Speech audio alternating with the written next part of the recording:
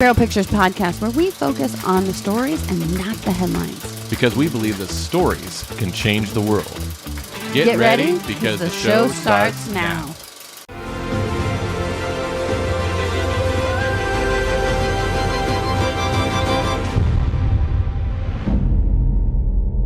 Hey there, Speropictures crew. Welcome back to Coming Attractions. I'm your host, Joy Thayer. And I am Mr. Joy, and here we are actually talking about an attraction that is coming. It is. It's coming in late April. You can go to UNSUNGHERO.movie. Check it out. We're going to hang out with Richard Ramsey, who has become a really good friend. We met a couple of months ago and hung out, and all of a sudden we've just, it's almost like we're related. Yeah, it's kind of creepy in a way. Just being your wife and hanging out with the both of you and the thought processes, and you look very similar. I was kind of just like, wow, God, you're so cool. If you had like a doppelganger, yeah. But not just appearance-wise, like the way you guys would ask questions and stuff. It was kind of like you guys finished each other's sentences. And we nerd out on religion and science and all story the things and all of that sort of stuff. Yeah. So we're going to nerd out with him a little bit later and talk about his upcoming movie and his experiences and everything. But before that, we're going to show you the trailer for Unsung Hero.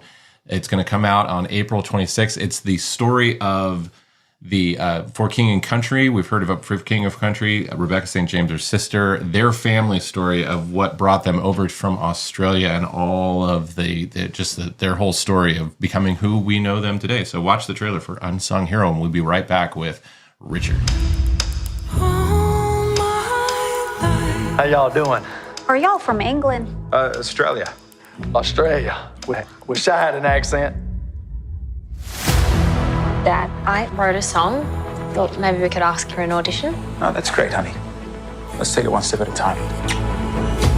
Kay tells me you're a promoter. You know someone looking for one. Well, I may know somebody who should be. She's been given a beautiful voice. It's a miracle. She's a special one, son. Your family, they're not in the way. They are the way. There's no food, and we're almost out of money. We need to make some changes. Kids, we need your help. This is everything we have, and sometimes it's going to grow, and sometimes it will shrink, but it cannot be allowed to disappear.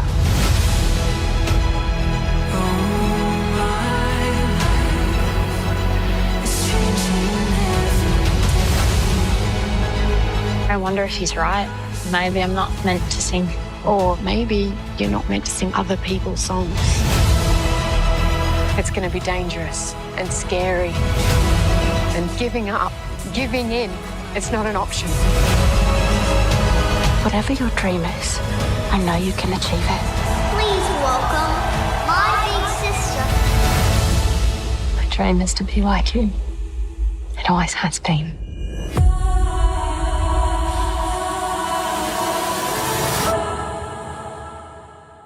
All right. Wow. All right. Great trailer.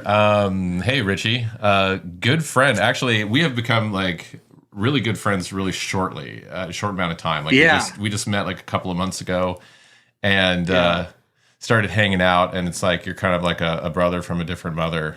It's a good thing you're not wearing a hat, because then they might get confused of which one's Richie. You know? Yeah. It is. We even have like the same kind of, almost a little bit of the same kind of gray going on in the beard and everything. So.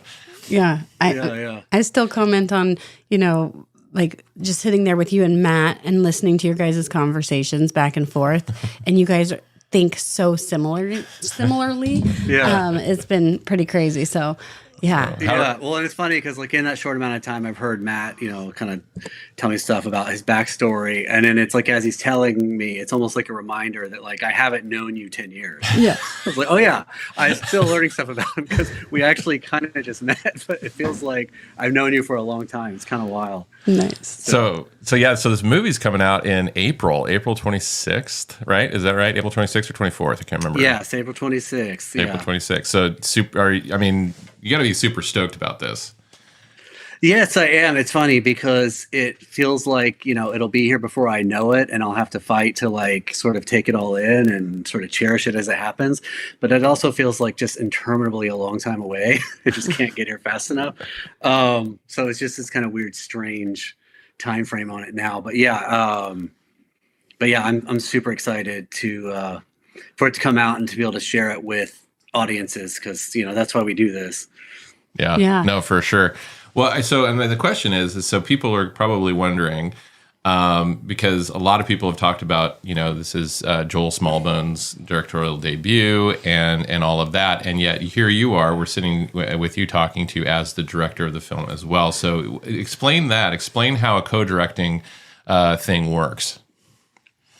Yeah, so I think one of the misconceptions I can kind of, I guess, confront is I think there's a misconception about co-directing that it's half the job. So if you have two directors, well, you each do half.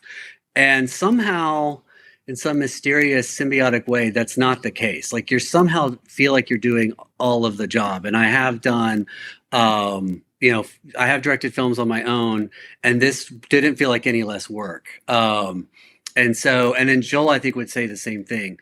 And I think he has a comparable, situation in For King and Country, where For King and Country is a duo, but neither Luke or Joel is half of For King and Country. They're somehow kind of integral to what happens. And so, yeah, I mean, it's still, even though you're co-directing, it's very much like more than a full-time job somehow. Yeah. I think you kind of just sort of, just sort of settle into leaning on each other's strengths, having the other people kind of fill out, areas where you're not as strong. I think we also kind of figured out pretty quickly, and even as we go, what each other were good at, what we could bring to the table. And then also just like what either of us cares about more or less. There's some things that like, I didn't care about as much as Joel did. And so I just would support him in, fighting for the visions on those things, and then vice versa. But overall, it was a really positive and wonderful experience. And I, like you said, there's a lot being sort of touted about him as it being his directorial debut.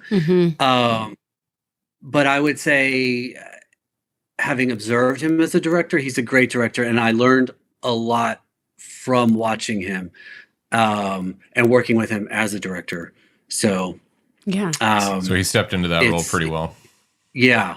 And he has a lot of gifts, as a director and just as a showman. I think a lot of the sort of high level showmanship of For King and Country is attributable to his really instinctive and intuitive sense of that kind of thing and what works and what doesn't. Yeah. And something that we've learned about you is that story is really important. And how did you get attached to this project? And why was this a story you're like, people need to hear that? Yeah, so I actually had worked with and for Kingdom Story Company for a few years. And early on in that process, I had written a script that John and Andy Irwin really liked, that was a period piece. And so they knew that Joel Smallbone and another of his brothers, who's a filmmaker named Ben Smallbone, were working on a project set in the mid 1900s. And so they basically kind of John and Andy partnered me with Joel and Ben on a project that we developed, got really close to getting greenlit, but then COVID happened and everything kind of shut down suddenly. And then in the midst of that, we had to kind of quickly pivot. And so someone had pitched to them, the idea of doing their family story, which they've told at concerts for years. And so when they decided to pivot projects, they basically, because we had a good experience working together on the other project, they were basically like, hey, would you be interested in writing this project for us? And I was nervous because, I knew, like, I'd heard some of their family story, but you're always, with every project, when it's pitched to you, you're always like in the back of your mind going, okay, this is a cool story or a cool premise, but is it a movie? Right. But as they were telling me more and more about their story, I started realizing, this really I think this is a movie. Like, it has pretty compelling and strong and clear movie beats. And so, I agreed to do it. And then as I kind of started getting into it, I just sort of putting more of my heart and soul into it, because I don't really know other way to work than to do that. And so, at this stage, I feel pretty attached to it and their story. And yeah. Nice. Yeah, we talked a bit about that, where it's like as a director, you really have to buy into what it is that you have to be excited about something. You have to find that thread, that thing that gets you excited, because the director really infuses so much of themselves. Even though this is their story, you're infusing the themes that matter to you, the things that ignite your imagination. What were some of the things that excited you about this story personally? Yeah, so I think one of the things I saw that was a really interesting exploration, as I heard their story, one of the sort of early things kind of popped in my head is there's a Bible verse, I believe it's a Psalm, but I may be wrong about this, and Jesus actually quotes it, which is, "This is the Lord's doing, and it is marvelous in our eyes." Mm-hmm. And so, like, as I was hearing their story, just the way that they went through this really incredible, intense trial that refined their character, but also prepared them for what they do now. It was kind of a situation of what people mean for evil, or even if they don't have any bad intentions and just sort of bad things happen to you because of other people's actions and your own actions and your own flaws. Like, these things that seem like really arduous trials and even tragedies sometimes are refining your character, and God's going to use it for good. And I was also really interested in sort of the way providence actually works in life. And was there going to be a way to artfully execute that in a way that didn't seem cheesy or contrived? And then another thing I was really intrigued by was just exploring the effect of failure on people, because the sort of the central conflict of the story occurs because of, the father's sort of business failures and just having to process that. I've been through something similar, not as dire and catastrophic financially for me and my family, but I've had dreams die or fail, and it's a sort of it's its own kind of tragedy in a way. It is a form of it does create a form of grief. Yeah. So, and then I would say really quick too, there's a proverb that is close to my heart and that the Smallbones often quote, which is a hope deferred makes the heart sick, but a longing fulfilled is a tree of life. And to me, that's sort of comforting, that there's this ancient wisdom that acknowledges that there is a grief and a heart sickness that occurs when your dreams aren't realized and they're deferred or they die. It makes you feel like not so petty or bratty to grieve deferred dreams or dead dreams. Yeah. I think that's interesting, because I was reading a book called The One Thing recently, and they were talking about the hope deferred kind of situation, but they were talking about it with delayed gratification. And so they were studying these different kids, and they would put them, they said that was at first the marshmallow test, and then it became the cookie test. And so they put like 15 marshmallows in front of them and said, you can have one right now, or I have to go to the other room and get some stuff done. And if you wait, when I come back, you can have 2. And I think I was telling you, it was like 1 out of every 10 kids actually waited, and they picked 2. And so then they started studying these kids over long term, and those ones that had the delayed gratification did better in school, they had better relationships, they did all this stuff. But they said also it came to a point where when the delayed gratification took too long, it actually made them make bad choices. And so if they had an end goal in mind, like when you come back, I get 2, and they got that 2 and they got that reward and it was worth it, they were like, this is great. It's totally worth waiting for. But if it was extended, all of a sudden they would blow up their life and they would make these poor decisions. And I was just thinking about that, and I took it to the Lord, and I'm like, that is crazy, because God's the one who already said this, before science studied it and everything, that we have got to be so anchored, and our identity's got to be so anchored in Him, that when we delay it, we have to take that and go, do I need to be like pushing in? Do I need to fight for this? Do I need to just trust you and wait on the Lord kind of thing? And I think that that's the thing that the world doesn't have, right? Is that relationship with God to have those moments of, I trust you beyond my circumstances. And I think that it's something that's really important that we share with the body of Christ is how do we do that? How do we accept failure and go through that grief process, but we don't stay down and we know that eventually God is going to bring those things back to our hearts and stuff. Yeah, and I was saying this one the other day, like it's interesting because none of us want to suffer, you know, or go through trials and tribulations and hardships, but we intuitively understand that if we don't, we can easily become insufferable, shallow people. Right. Like when you have the impression of someone else that they haven't suffered or been through something difficult, that's kind of your, and it can be judgmental, I grant you, but your kind of sort of knee-jerk impression of them is they're shallow and not a substantive person.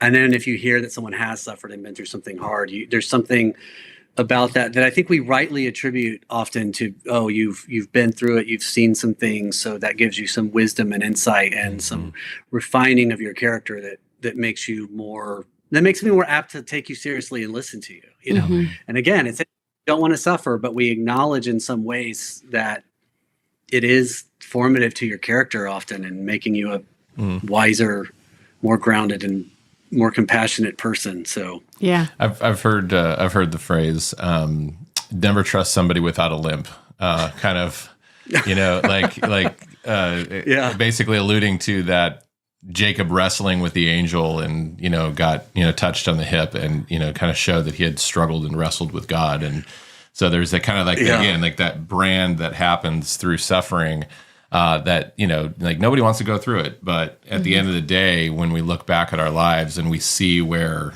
you know, the Maker has chiseled things away, and used, like you said, even, you know, other people's malintent or, you know, the spiritual forces of the world that we fight against, their, you know, intent toward evil, God always, you know, flips it around and can take anything and turn it into something amazing. So a question.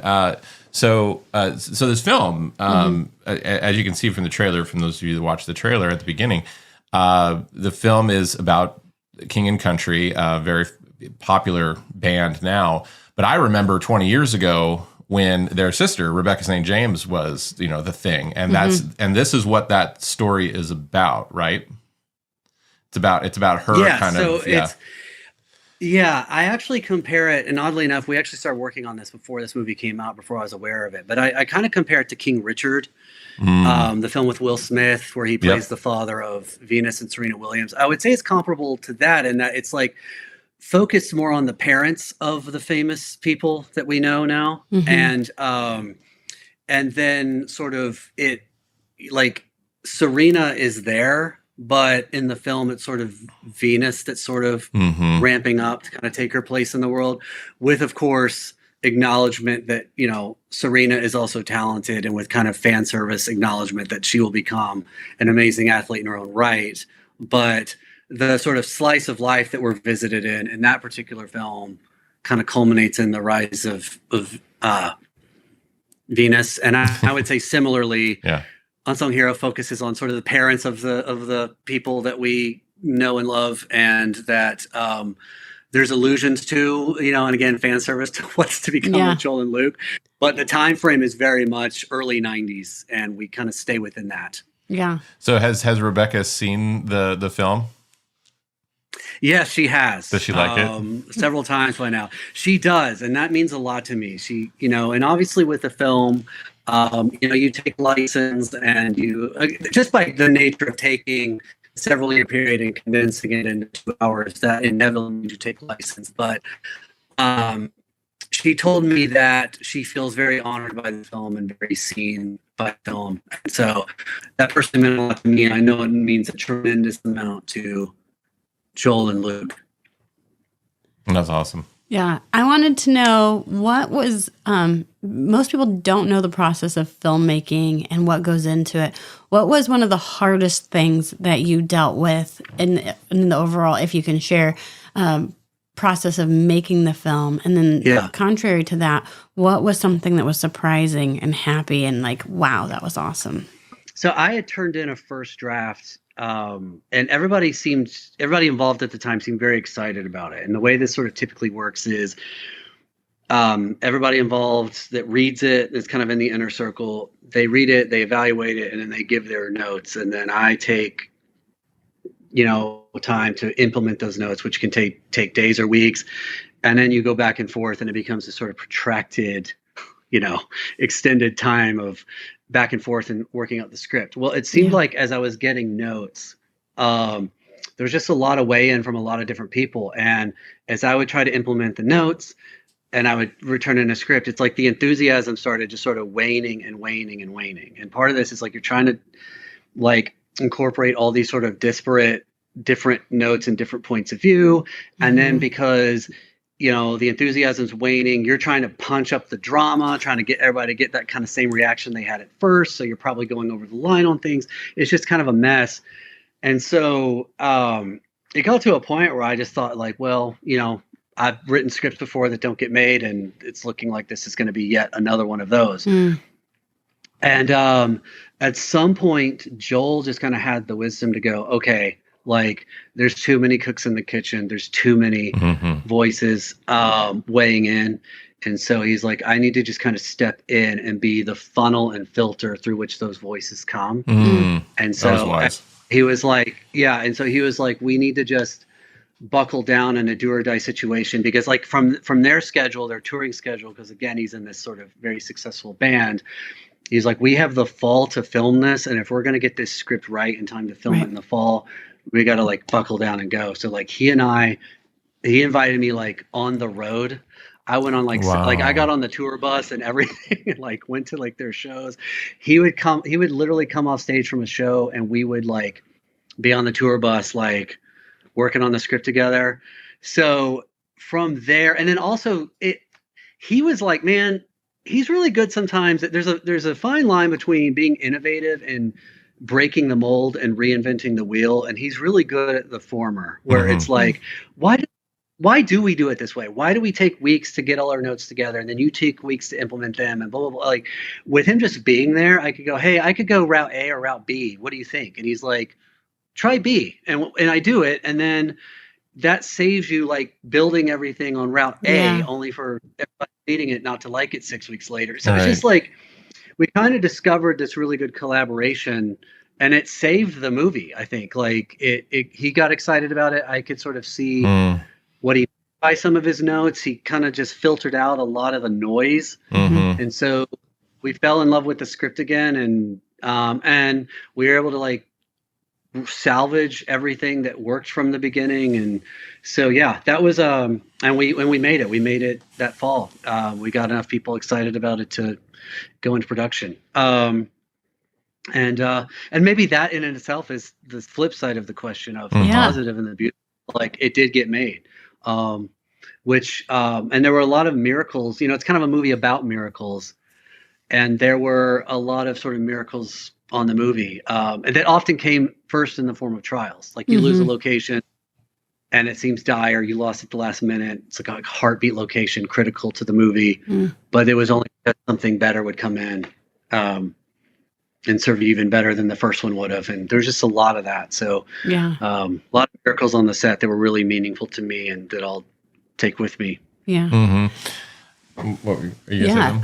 I was going to ask, because we've also had conversations about faith-based films and the genre of faith and everything, and what we're experiencing over at Kingdom and other things that Matt and I have read of what you're working on. This doesn't quite fit into that genre, even though it's a faith-filled content. Can you speak into like some of the things that may or may not have made it into the film, and how much did you push and fight for different things, and how that the story is very organically got into it instead of like kind of shoehorned in there? So there's a couple points to make regarding that question. I mean, like I said, I was really interested in exploring just like sort of how providence seems to work in real life and how that could be translated into a movie in an artful way. And so like one of the things I was pretty insistent on, not that I necessarily defied anybody on this, but one thing I think we were kind of conscientious of, if we never wanted to have a scene where a character prays for something or expresses a need in a sort of prayer way, and then in the very next scene or in that same scene, that prayer is answered. Right. There's usually a lot of time, if you see a prayer or you see some need expressed, it's going to be at least a few scenes at a minimum before that prayer is answered. Because it's very rare that you ask for something and then like the next day it drops in your lap. Right. That would be nice. I think Jesus gives us and I think like Jesus gives us the parable of the persistent widow for that reason.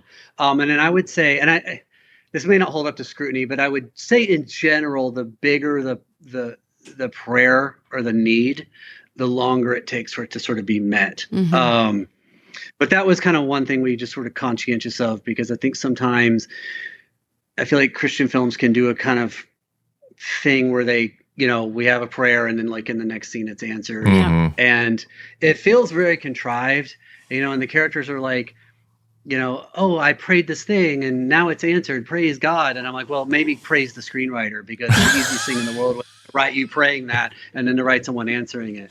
And I don't mean to be like flippant or irreverent. I'm just saying like that's how it sometimes strikes me. That's awesome.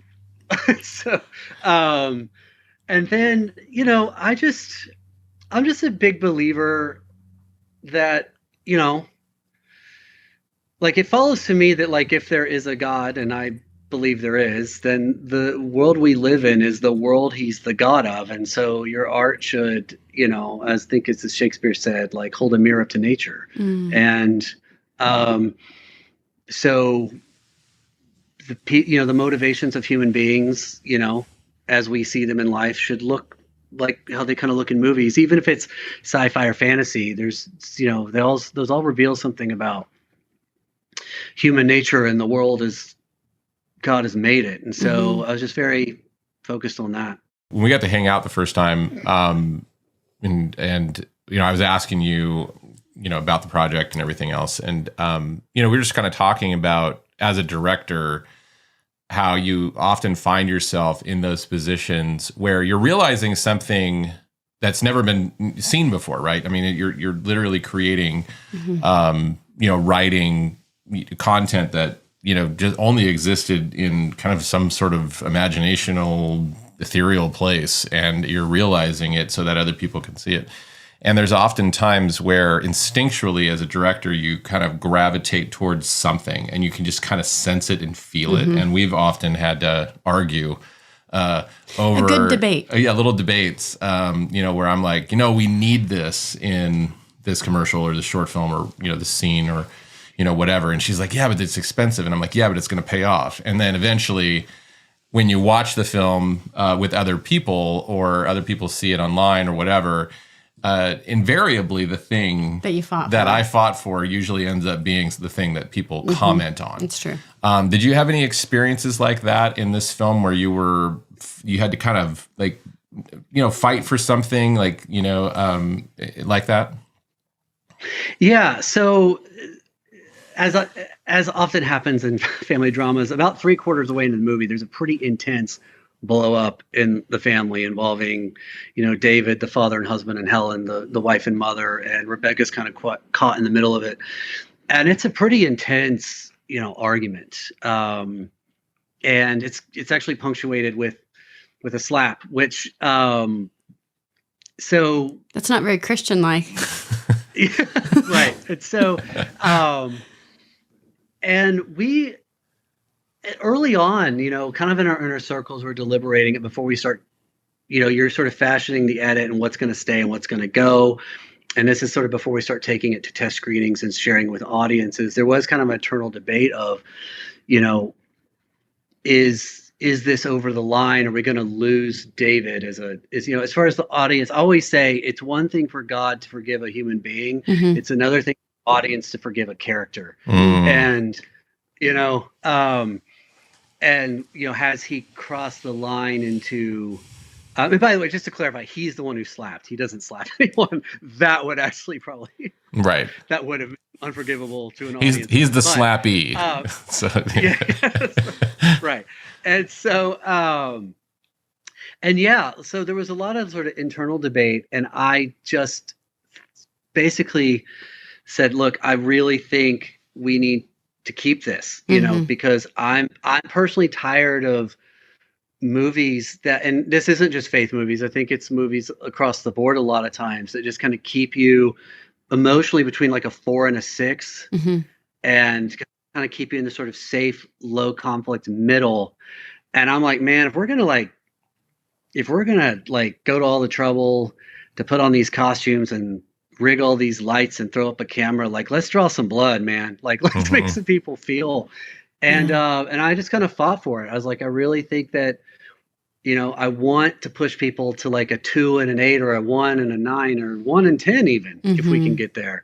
But I don't want to kind of camp in this safe zone. So we fought for it. And we went to our first test screening, and I kind of was able to sit in, and I still have some anonymity. And so I was able to just kind of sit in the back and listen in on audience responses to the film.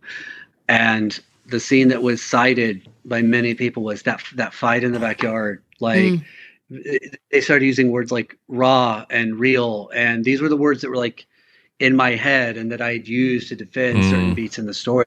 I want this to feel very raw and visceral and real. And so people were responding to it and appreciating it, on that basis, that it felt authentic, that it felt honest and relatable. And so there were also people, other side of the debate, that had been in the circle that were at that screening, who were like, "Hey, you were right. I was wrong." Wow. Wow. And good job. So that felt really, really great. So it was really meaningful to me to see something that I fought for resonate with people. Yeah. That's awesome. I know how those people feel that said, yeah, you're right. Because Matt had to have, in the very first short film that we did, he had to have this pony. And I had to go pick it up. I had to do all the things. Rent a trailer. Rent a trailer. And I was just like, Matt, we don't need the pony. And it's just this whole rigmarole. And that short film has over 8 million views to this day. And the thing that everybody comments on is the pony. And so I'm like, you're right. And I always say, if I choose to eat crow, I eat a lot of it. It's like I go hard. So yeah. Well, one of my favorite jokes is how many producers does it take to screw in a light bulb? I don't know. Does it have to be a light bulb?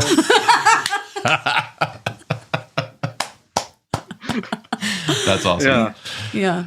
So it's weird to me. I think we're about the same age. It's weird to me to think of the early '90s as a period piece. Oh my goodness! You know what I mean? Like, it's so weird. Like period pieces for before you were born, and But there's so many of the King and Country fans that are 20 years old, right? I mean, they weren't even born then, right? And so, so talk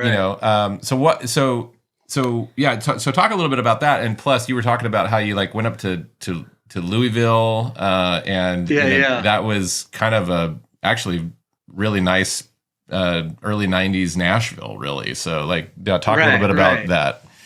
Yeah, it's funny because going back to the sort of the producers and the push and pull on that, one of our producers, Josh Walsh, was like, so, we're kind of thinking like 90s light, right? And Joel's like, no, I'm thinking like 90s. And then the art director came on and, she mentioned I kind of like to go for the Stranger Things, but 90s. And Joel loved that. So he was very much like, I want as 90s as we can possibly pull off on our budget. And so, that was very interesting. But I'll say this, one of the things I loved about it, and you and I share an affinity for period pieces. And I would say where that affinity paid off for me is this isn't, horse and buggy and corsets period. But it did have two things. But it is a kind of period piece. You have to get period cars and period clothes. And so that kind of scratched that itch for me. And then I think another thing where my affinity for period pieces came in was, one of the things that's sort of a device or key component period pieces is kind of the heightened language. And where that itch was scratched for me in this film was the Australian dynamic.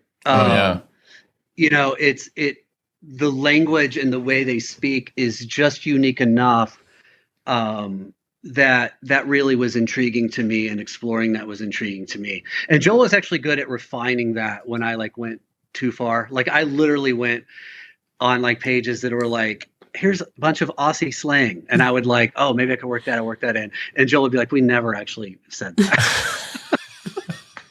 There's one thing his mom says in the film that's a very Aussie slang that apparently she never said, but I was like, we've got to keep that. I was like, I know she never said it, but people want to see y'all speaking Australian. You know? Right. That's why. But yeah, as far as like shooting in Louisville, particularly why that was kind of mind-bending for me was I lived in Louisville for 11 years. I live in Nashville now. The film is set in Nashville. So I was driving from Nashville to Louisville to pretend I was in Nashville. And then I would go back to Nashville on the weekends.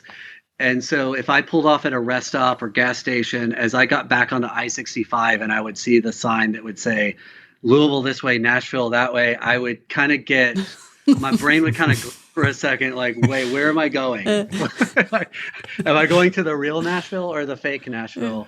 But yeah, like, because Louisville is just kind of a smaller town and kind of a, you know, it hasn't been, it's not booming the way Nashville is, and everything's getting built and expanded. Louisville did make a pretty good 1990s Nashville. A lot of similar architecture and housing style and all that. So yeah. Yeah. That's awesome.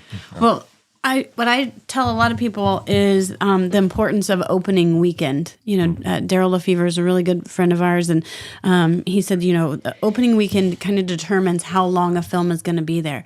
And so it's really important, if you are watching this right now, go to whatever, Fandango, go to wherever you can get tickets, and get tickets to Unsung Hero. Purchase them today and take your family, take your spouse on a date, and go watch this film, because we want other people to watch it.